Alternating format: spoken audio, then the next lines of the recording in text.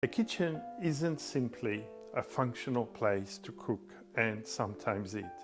It is very much the hub, the center of family, social, and couples life. Which is why the way this has been designed is to allow for people to sit and chat and converse. It's so that the function of the kitchen is designed in such a way to support and enhance interaction and the harmony within the home. So here it is, a very classic French Hamptons kitchen. What's the difference, you say? The French is more about ornamentation, curves, and a bit of a quirky touch. It is also about neoclassical, bringing the traditional proportions and classical elements of ancient Greece and Roman modernized. Whereas Hampton takes that stylization, that simplification a step further. And here it is with some very, very nice detail.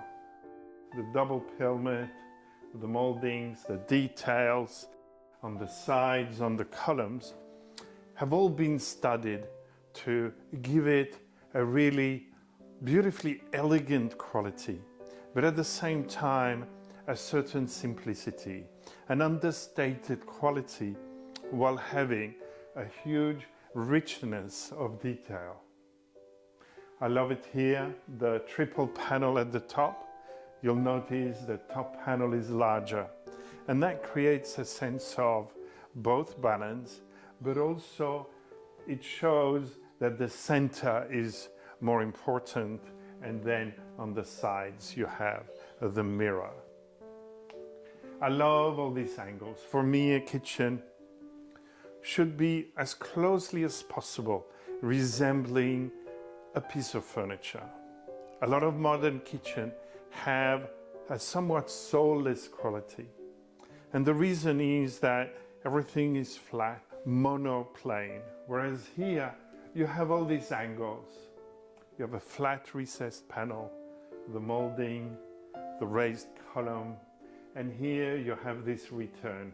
And what that does, you can see it up there and in here, there is just so much detail, so many little nooks and crannies, so many little alcoves.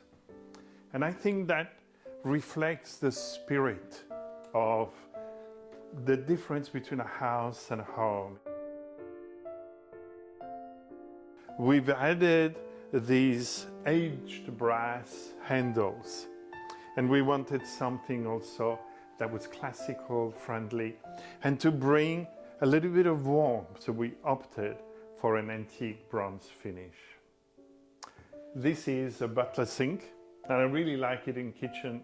Try to avoid stainless steel as much as possible. And so this ceramic sink, the traditional butler sink here, and I love these column details, and you can see that the marble here has been cut in such a way that it creates a corner. And again, it is about adding that extra detail. The other thing that's really good here, when I stand here, I love for there to be a window, because I think it's great for the person washing up that they can look out, they can daydream a little bit. And on the other side of the little courtyard is a mirror, so I can actually see also what is behind me. One of the things that I really like, again, is the detail. I even like it at the bottom there is open with that little Baroque inspired shape. And we have the fluted columns.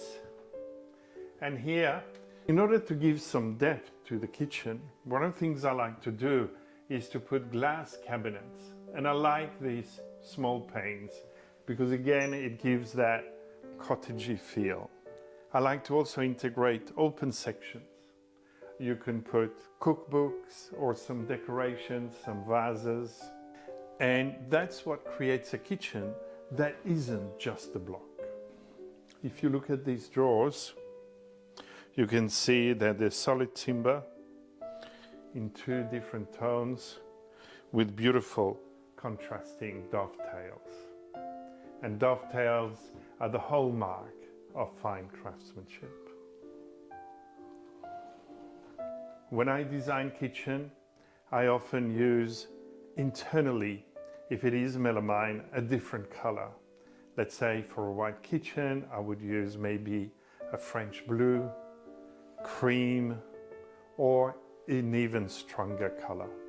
So when you open the cabinet, you get this lift, you get this wow moment.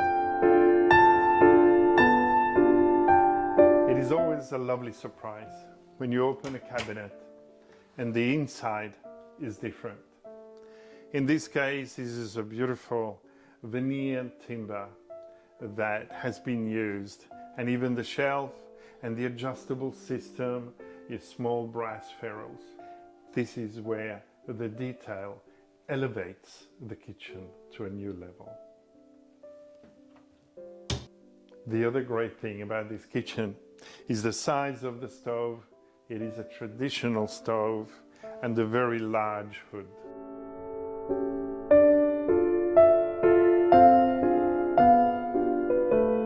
A large kitchen island really allows you to have a lot of space for preparation, for displaying, and I really think that a lot of deep drawers work really well for storage.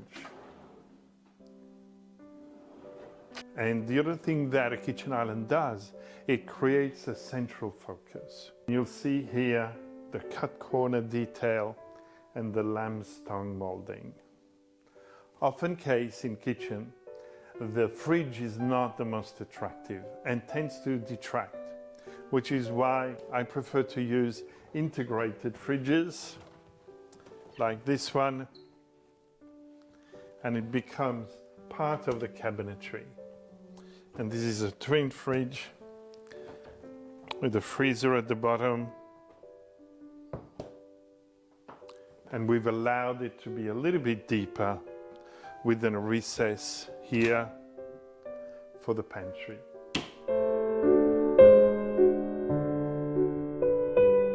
As part of a kitchen, it's also really important to have a breakfast bar, a place where you can have a quick meal. And here there is this little peninsula where you can sit, you can chat to the person who's cooking, and you can eat without being too far. One of the things I like about these lights is that the angles and the shape mirror the moldings and the angle of the shape in the kitchen. And the dark bronze finish is also a great contrast.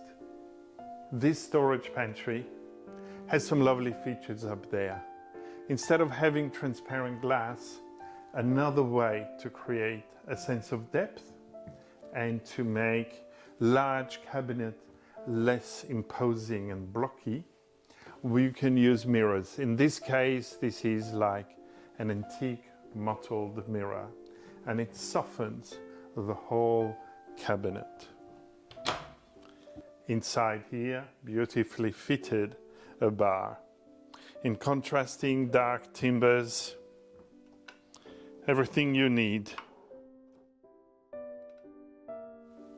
for that relaxing pre-dinner drink.